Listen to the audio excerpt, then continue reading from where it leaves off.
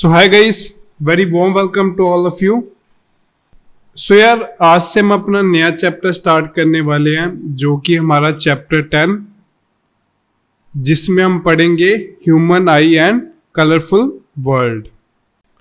सो यार, आगे बढ़ने से पहले बता दूं जो लोग यहाँ पे नए आए हैं, सो ये एक हमारी सीरीज चल रही है जिसमें हम देखेंगे कि हम कैसे 30 डेज में 90 प्लस मार्क्स स्कोर कर सकते हैं। सो इसमें हम फुल सिलेबस कवर करेंगे। सो मैं रिकमेंड करूँगा कि आप पूरी प्लेलिस्ट को शुरू से देखें। सो आगे बढ़ते हैं। सो यार, इसमें जो सबसे इम्पॉर्टेंट चीज़ हमें पढ़नी है इस चैप्टर में वो है ह्यूमन आई का स्ट्रक्चर। अभी इस इमेज में आपको देखकर हो सकता है कि ये चीज कॉम्प्लिकेटेड लग रही हो, बट अगले 5 मिनट में यार ये चीज आपके बिल्कुल दिमाग में बैठ जाएगी। मैं आपको इतने सिंपल वे में समझाने वाला हूं कि आपके ये सारी चीजें दिमाग में फिट हो जाएंगी।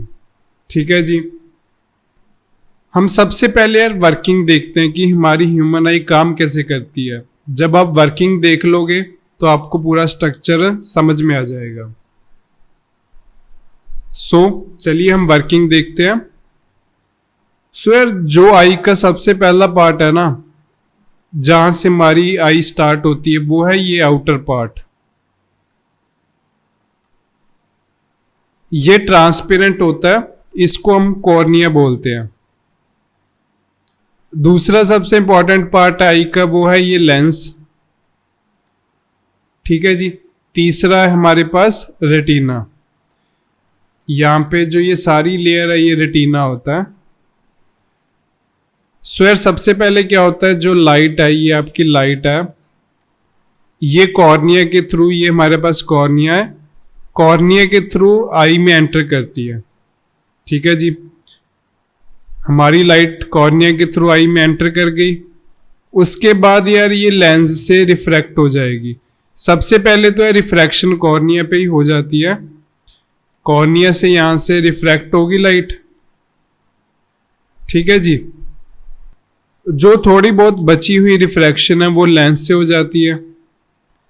लेंस इसको कंप्लीटली रिफ्रैक्ट कर देता है। ठीक है जी। और हमारी इमेज कहां पे बनती है, इस लेयर पे, जिसको हम बोलते हैं रेटिना। ठीक है जी। रेटिना हमारी आई की स्क्रीन है जहां पे हमारी इमेज बन रही है। ठीक है जी। एक बार दोबारा से समझाता हूं आपको। सबसे पहले यार कॉर्निया के थ्रू लाइट एंटर करती है हमारी आई में। ठीक है जी। सबसे पहले यार जब लाइट एंटर करती है ना कॉर्निया के थ्रू, वो यहीं से रिफ्रैक्ट हो जाती है, यहीं से बेंड होगी, आप देख लो। और जो यार बची कुची रिफ्रैक्शन है वो लेंस के थ्रू हो जाती है। ये हमारा लेंस है, ये लाइट को कंप्लीटली रिफ्रैक्ट कर देता है। कहां पे, रेटिना पे। सो रेटिना हमारी स्क्रीन है जहां पर हमारी इमेज बनती है। ठीक है जी। अगर आपको ये समझ में आ गया यार, तो आपका आई का टॉपिक मान लीजिए 75% कंप्लीट हो गया। ठीक है जी। आगे चलते हैं। सो ये था यार हमारा रेटिना, है ना, जहां पे हमारी इमेज बनी है। ये रेटिना क्या करेगा यार, इमेज को, जो इस पे इमेज बनेगी उसको सिग्नल्स में कन्वर्ट कर देगा, इलेक्ट्रिक सिग्नल्स में। और ये होती है ऑप्टिकल नर्व, उसी के साथ कनेक्टेड होती है। इसके थ्रू ये सिग्नल हमारे ब्रेन तक पहुंच जाएंगे। ठीक है जी। अभी मैं आपको एक बार अपनी मेन आई पे लेके चलता हूं। सो यार, सबसे पहले हमने सीखा कॉर्निया। सो यार, कॉर्निया क्या है, जिसके थ्रू जो लाइट है वो हमारी आई में एंटर करती है। ठीक है जी। उसके बाद हमने सीखा लेंस। ये हमारे पास लेंस है यार। उसके बाद हमने सीखा रेटिना।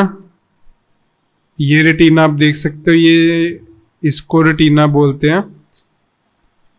एक लेयर की तरह होता है यार ये। उसके बाद हमने देखा ऑप्टिकल नर्व। ये चीज़ें आपको यार हमारे सिलेबस में नहीं है, वो मैं काट देता हूँ।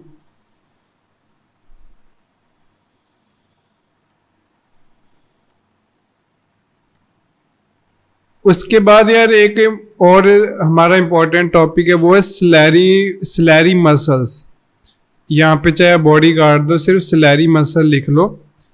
सिलेरी मसल्स कौन से होते हैं यार, कि जो हमारा ये लेंस है ना, इसके आप यहाँ पे देख सकते हो कि ये इसके सिलेरी मसल्स हैं। सिलेरी मसल क्या करते हैं, हमारे लेंस को कंट्रोल करते हैं। मतलब लेंस को अपनी पोजीशन चेंज करनी रहती है अलग अलग कंडीशन में।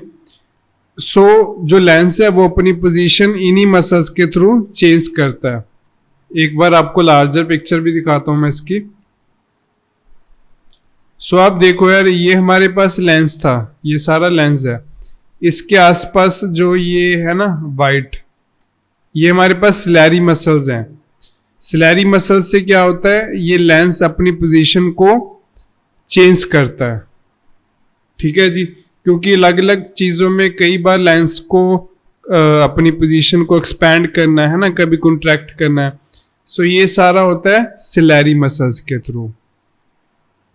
ठीक है जी।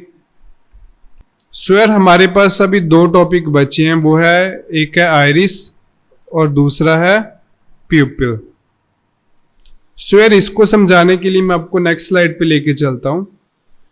सो आप देख सकते हो कि यार ये हमारी ह्यूमन आई है। ठीक है, जो आप ये वाली चीज देख रहे हो ना, इसको हम बोलते हैं आइरिस। और जो यार बीच बीच वाला ये होता है ब्लैक सा, इसको बोलते हैं प्यूपिल। इनका काम क्या है, जो यार ये आइरिस है, ये तो एक मसल है ना। ये प्यूपिल को कंट्रोल करने के लिए मसल है कि प्यूपिल को एक्सपैंड करना है या उसको कॉन्ट्रैक्ट करना है। और प्यूपिल का काम क्या है, प्यूपिल डिसाइड करता है यार कि कितनी लाइट हमारी आई में एंटर करेगी। अगर मान लो कि यार हमारी जो आई है उसको ज़्यादा लाइट चाहिए, है ना, तो प्यूपिल एक्सपैंड हो जाएगा ताकि ज़्यादा लाइट अंदर हमारी आई के जा सके। अगर हमारी आई को यार कम लाइट चाहिए तो प्यूपिल क्या है, कॉन्ट्रैक्ट हो जाएगा ताकि ज़्यादा लाइट अंदर ना जा सके।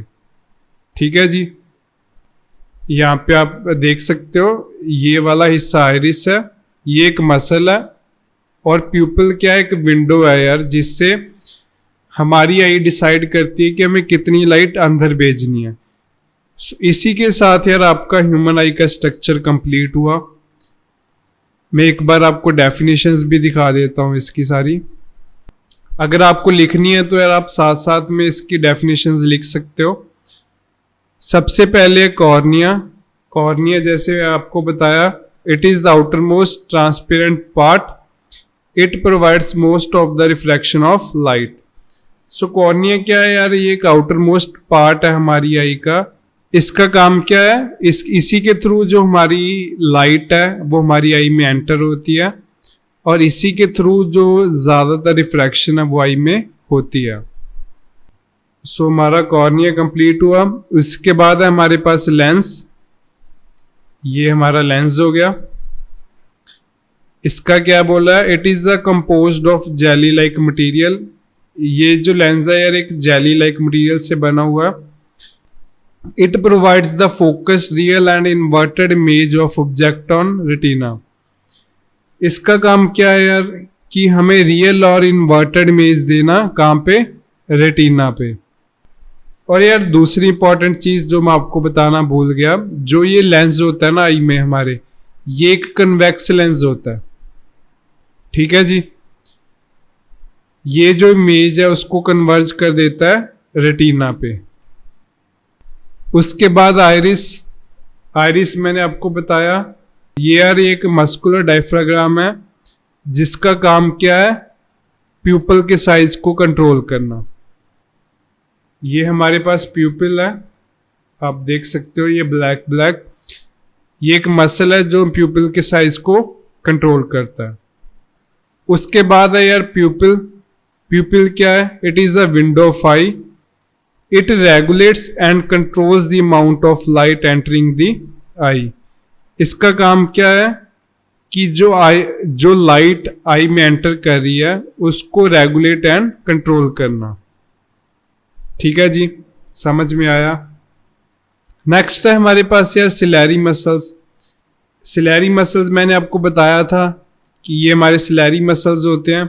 इनका काम क्या है, आई लेंस की शेप को चेंज करना। जैसे यार हमारे आई लेंस को मान लीजिए रोटेट होना है या टिल्ट होना है ना, वो काम किसके थ्रू करेगा, वो सिलेरी मसल्स के थ्रू अपनी शेप को चेंज करेगा। रेटिना क्या है यार, it is the light sensitive screen on which image is formed. ये स्क्रीन है यार जिसके ऊपर इमेज बनता है। ये बनी किस चीज से है, light sensitive sales. Light sensitive sales से ये रेटिना बना हुआ। और यार ये एक और चीज भी करता है, जो ये इमेज है ना, जो इसके ऊपर इमेज बनी है उसको ये इलेक्ट्रिक सिग्नल्स में कन्वर्ट कर देता है। ठीक है जी। उसके बाद ऑप्टिकल नर्व, ये हमारी ऑप्टिकल नर्व है। ये क्या करती है यार, जो ये इलेक्ट्रिक सिग्नल्स बने हैं इसको रेटिना से ब्रेन तक भेजती है। ठीक है जी, समझ में आया, बहुत इजी टॉपिक है। उसके बाद है next topic, power of accommodation. ये क्या होता है, it is the ability of eye lens to change its focal length. So इसका मतलब हुआ यार कि जो हमारा ये आई लेंस है ये अपनी कितनी पोजीशन चेंज कर सकता है, मतलब अपनी कितनी फोकल लेंथ ये चेंज कर सकता है। सो इसकी जो फोकल लेंथ को चेंज करने की एबिलिटी है ना, उसको हम बोलते हैं पावर ऑफ कमोडेशन। और हमने देखा था यार ये मतलब अपनी पोजीशन कैसे चेंज करता है, सिलेरी मसल्स के थ्रू, है ना। So focal length can be changed by the ciliary muscles. आगे सिलेरी मसल्स के बारे में बताया हुआ यार कि अगर सिलेरी मसल्स रिलैक्स करेंगे, है ना, मतलब एक्सपैंड करेंगे, तो जो आई लेंस है वो पतला हो जाएगा, उसकी फोकल लेंथ इंक्रीज हो जाएगी और हम दूर के ऑब्जेक्ट भी क्लियरली देख सकेंगे।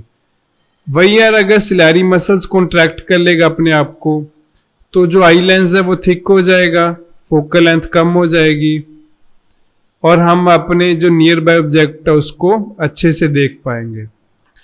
और यार आईज में हमारे पास लास्ट टॉपिक है डिफेक्ट्स। हमारे पास बेसिकली 3 डिफेक्ट्स होते हैं, मायोपिया, हाइपरमेट्रोपिया और प्रेस बायोपिया।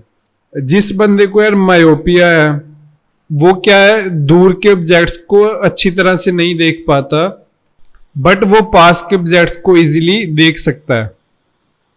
ठीक है जी, एक बार रिपीट कर रहा हूं, जिस भी बंदे को मायोपिया की प्रॉब्लम है वो पास के ऑब्जेक्ट्स को तो इजीली देख सकता है, बट वो दूर के ऑब्जेक्ट्स को अच्छी तरह से नहीं देख पाता। इसमें दिक्कत क्या होती है यार कि जो इमेज है, जैसे हमने आई में देखा था कि जो हेल्दी आई है उसमें इमेज कहाँ बननी चाहिए, रेटिना पे, है ना। ये रेटिना है, जो हेल्दी आई है उसमें इमेज इस रेटिना पे बननी चाहिए। बट जिस भी बंदे को मायोपिया की प्रॉब्लम हो जाती है उसकी इमेज कहाँ बन जाती है, इन फ्रंट ऑफ रेटिना। मतलब रेटिना पर बनने की बजाय उसकी इमेज बनती है इन फ्रंट ऑफ रेटिना। ठीक है जी, समझ में आया। और कहता है यार इसको हम ठीक कैसे करते हैं, by using the concave lens. मतलब अगर आपको मायोपिया की प्रॉब्लम ठीक करनी है तो वो कैसे करेंगे, by using concave lens. Next है हमारे पास यार हाइपरमेट्रोपिया। ये बिल्कुल उल्टा है मायोपिया के। इसमें क्या है यार कि बंदा दूर के ऑब्जेक्ट्स को तो इजीली देख पाता है, बट नियर बाय ऑब्जेक्ट्स को वो अच्छी तरह से नहीं देख पाता। ठीक है जी। मायोपिया में क्या दिक्कत थी कि इमेज रेटिना पे बनने की बजाय इन फ्रंट ऑफ रेटिना बनती थी। वही हाइपरमेट्रोपिया में क्या है, इमेज रेटिना पर बनने की बजाय बिहाइंड द रेटिना बनती है। ठीक है जी। और इसको हम कैसे ठीक करेंगे, by using the convex lens. समझ में आया। एंड लास्ट है यार हमारे पास प्रेस बायोपिया।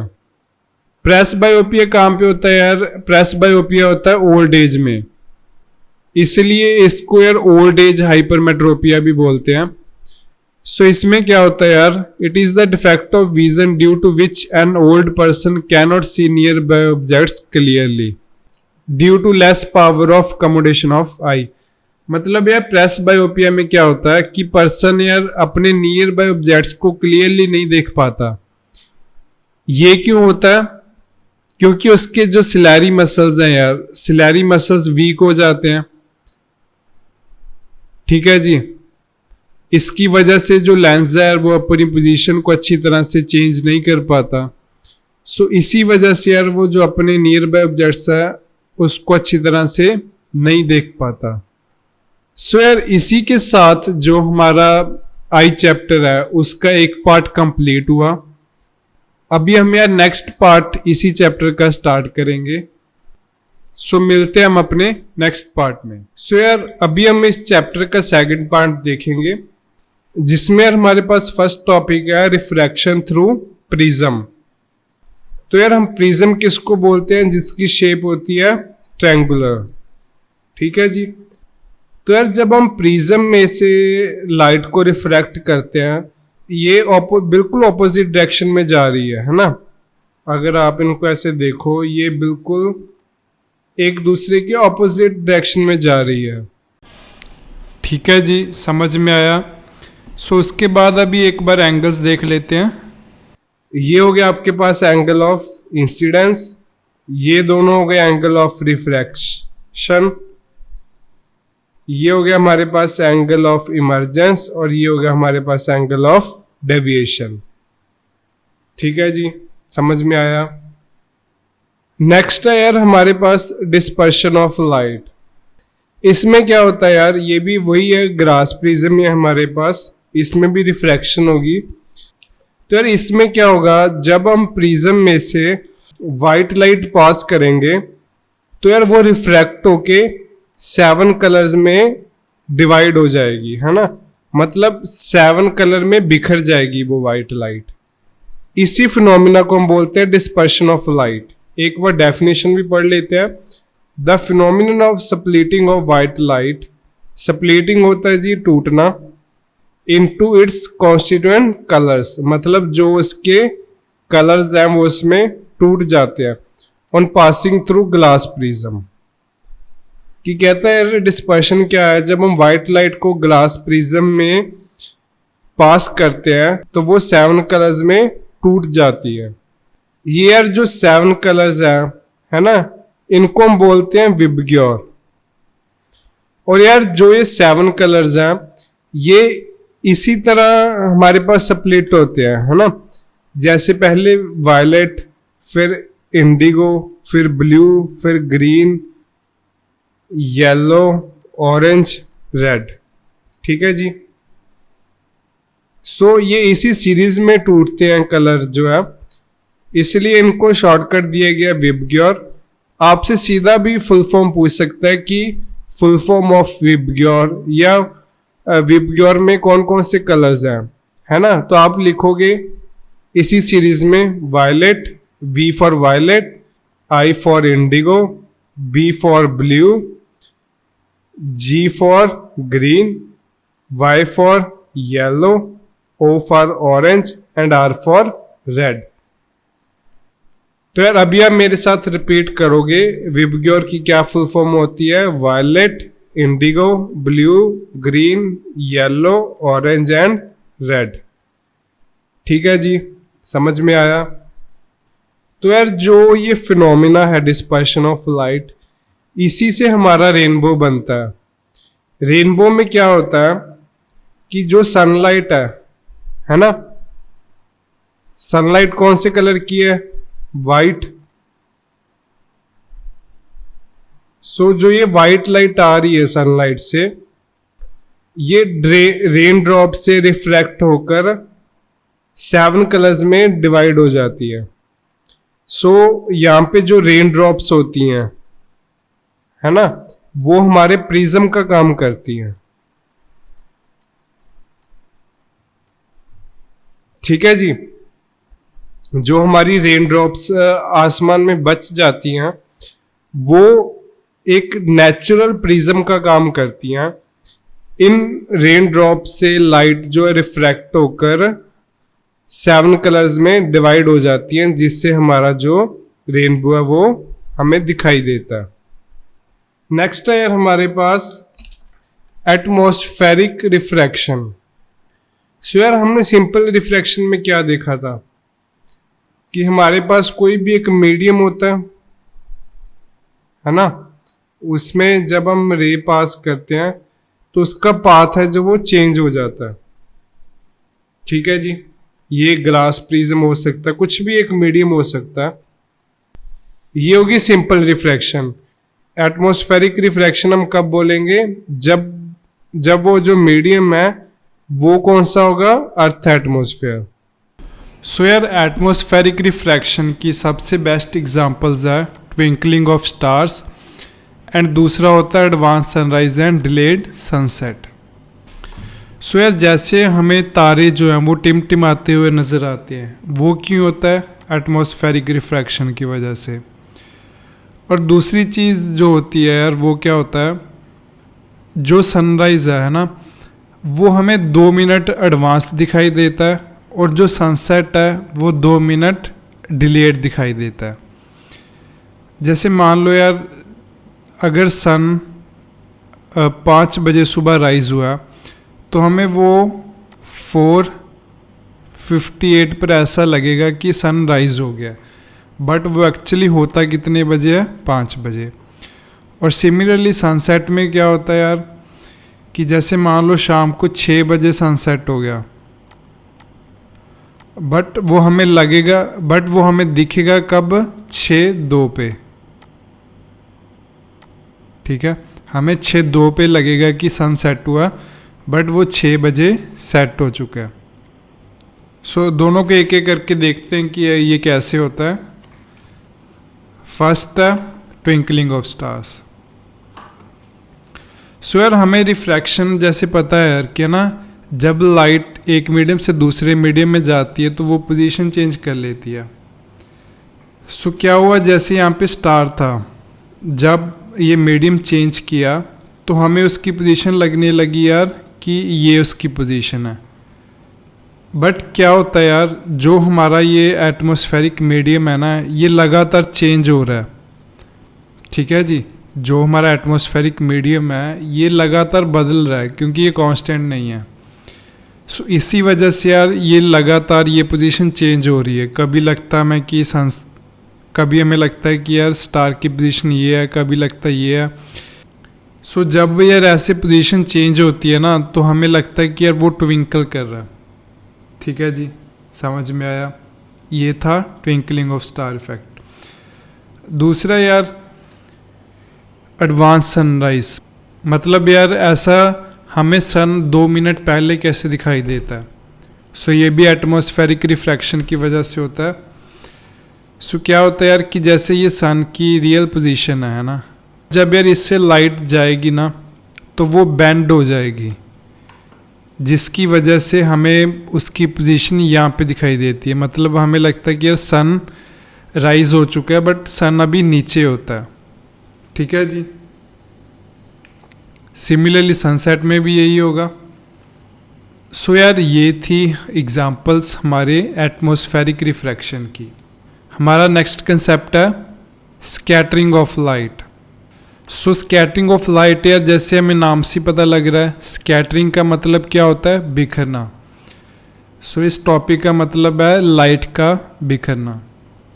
सो ये टॉपिक क्या कहते हैं यार, जब लाइट किसी पार्टिकल से टकराती है ना तो वो अलग अलग डायरेक्शन में बिखर जाती है। जैसे यहाँ से लाइट आ रही थी, ये एक पार्टिकल से टकराई और अलग अलग डायरेक्शंस में बिखर गई।